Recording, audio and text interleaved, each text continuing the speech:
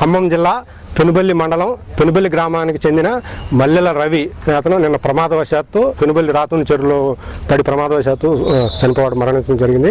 దానికి సంబంధించిన డాక్టర్ రమేష్ గారిని అడిగి ఆ వివరాలు మనం తెలుసుకుందాం. నేను డాక్టర్ రమేష్ అండి, MS general surgeon, superintendent CHC Penuballi. ఈరోజు సిహెచ్సి పెనుబల్లిలో పోస్ట్ మార్టం ఒక కేసు నిర్వహించడం జరిగింది. పేషెంట్ పేరు వచ్చేసి Mallela Ravi, 40 years old male patient. Actually నిన్న ప్రమాదవశాత్తు కాలువలో పడి కాలువలో పడిపోయి చనిపోయారని చెప్పేసి మాకు నివేదిక వచ్చింది. అంటే పోలీసు వాళ్ళ తరపున రిక్వెషన్ వచ్చింది. ఇప్పుడే పోస్ట్ మార్టం చేయడం జరిగింది. పోస్ట్ మార్టంలో తేలింది ఏంటంటే ప్రమాదవశాత్తు జారి పడిపోయి నీట మునిగి చనిపోయారని చెప్పేసి ఒక ప్రాథమిక అంచనాకు వచ్చాము. మిగిలినటువంటి ఇంకేమైనా కొన్ని అవయవాలు తీసి పరీక్ష పంపించడం జరుగుతుంది. ఫైనల్ రిపోర్ట్ ఒక 2 weeks టైం పడుతుంది.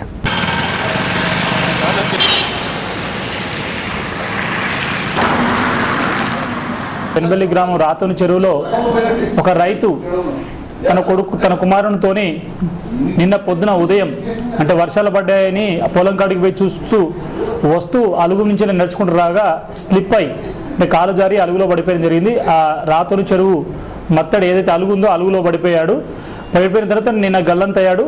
అతని కుమారుడు మాత్రం జగదీష్ చెట్ల కొమ్మను పట్టుకొని కొంచెం బయటికి వచ్చాడు. అతను సేఫ్ అవడం జరిగింది. అదే నిన్న ఫైర్ వాళ్ళతోని తర్వాత లోకల్ తహసీల్దారు మేము అందరం కలిసి గల్లంతైన వ్యక్తి గురించి చూసాము. తర్వాత సింగరేణి టీం కూడా రప్పించాము. బట్ నిన్న ఎట్లాంటి ఆచూకీ కలవడం లేదు. ఈరోజు ఉదయం అదే గాలింపులో భాగంగా ఈరోజు ఉదయం 5:30 సమయంలో ఆ చనిపోయిన ఎవరైతే మల్లెల రవి ఉన్నాడో అతని ఆచూకీ తెలిసింది. ఆ తర్వాత ఆ చనిపోయిన వ్యక్తిని తీసుకొని ఇప్పుడు గవర్నమెంట్ పెనుబల్లి హాస్పిటల్ తరలించాము. ఇప్పుడు 174 కింద కేసు కట్టి తదుపరి చర్య చేస్తున్నాము. నేను ఖమ్మం జిల్లా ఫోటోగ్రఫీ అండ్ వీడియోగ్రఫీ జిల్లా ఉపాధ్యక్షుడు గోదా శ్రీనివాసరావుని.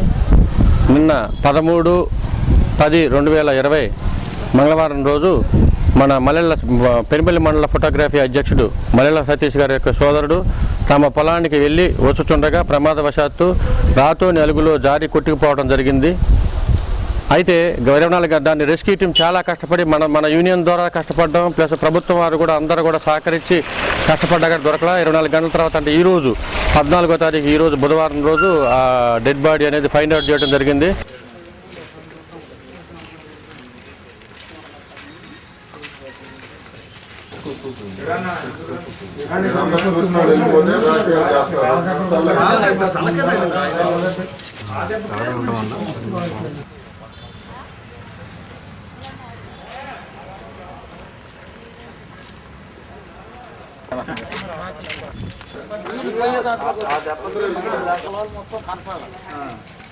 అంత రోడ్డు మీద అంత వచ్చింది. విపరీతమైన వర్షం.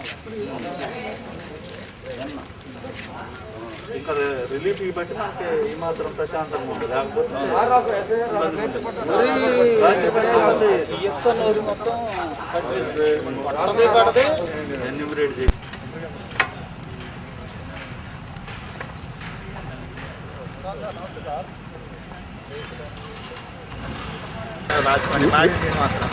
ఏ ఊరు?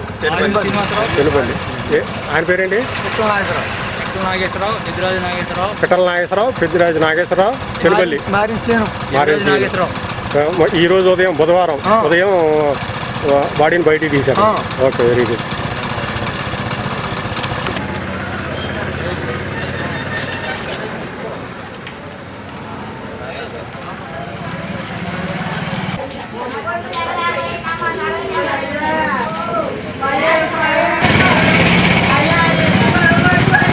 నా పేరు మల్లెల సతీష్ అండి. నిన్న మా అన్నగారు అయిన మల్లెల రవి గారు, మా అన్నయ్య కుమారుడు మల్లెల జగదీష్ పొలం దగ్గరికి వెళ్ళారండి.